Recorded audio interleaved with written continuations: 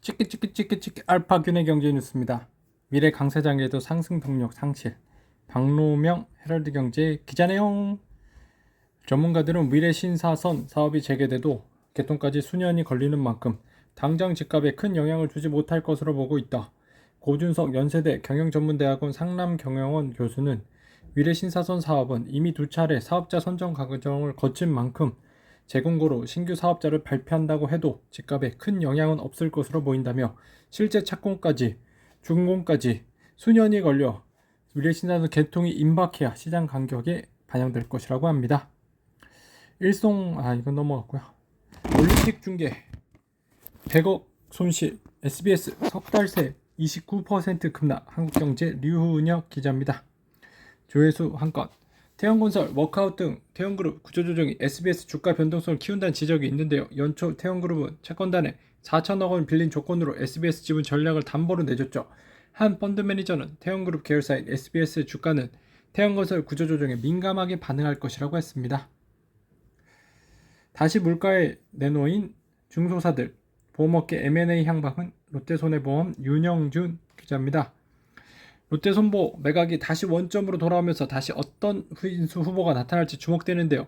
손해보험사를 갖고 있으나 상대적으로 시장 장악력이 약한 신한금융과 하나금융이 주요한 인수사로 거론됩니다. 지윤사 전환을 노리는 교보생명도 후보 중 하나로 꼽히죠.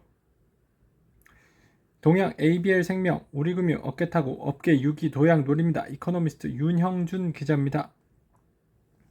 다만 이번 인수는 중국 안방그룹의 파산 절차와 맞물려 속도가 붙을 전망인데요. 동양생명과 ABL생명은 모두 안방보험의 대주주인 다자보험그룹이 소유하고 있는데 안방보험 파산 이후 이 회사도 청산 절차에 들어갑니다.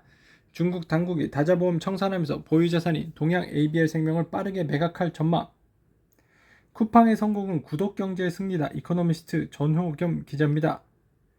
8월 7일부터 쿠팡의 기존 구독자들에 대한 와우 멤버십 구독료가 4,990원에서 7,890원으로 58.12% 인상됐습니다.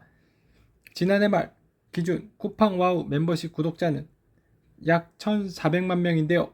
이번 인상으로 쿠팡은 구독료만 연간 1조 3천억 원을 벌어들이게 됐죠. 물론 이는 구독료만 계산한 금액입니다. 멤버십을 통한 크로스셀링, 업셀링을 계산하면 조 단위 이상의 효과가 있을 것으로 추정됩니다.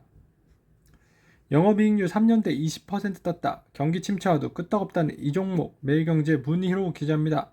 조회수 한 건이고요. 기아의 향후 12개월 예상 실적 기준 PER 3.86에 불과하며 주가 순자산 비율 PBR 0.87에 1배 밑에 밑둡네요. 두산 로보틱스 박해가 합병 비율 그대로 매일경제 차창희 기자입니다. 조회수 한 건. 이에 따라 두산그룹의 밸류다운 사업구조 개편 논란의 2대 주주 국민연금이 캐스팅 보트가 될 전망인데요.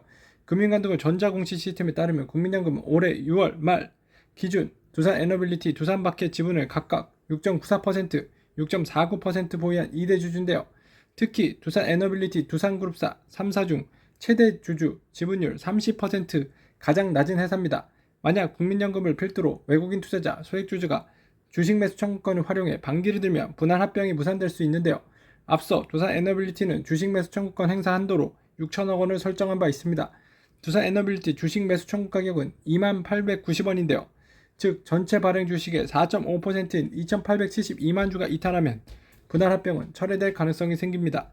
국민연금이 보유 지분의 64%에 대해 주식 매수 청구권을 행사해도 이 한도를 채울 수 있습니다. 카카오톡 오픈 채팅방에서 알파균 검색해주세요.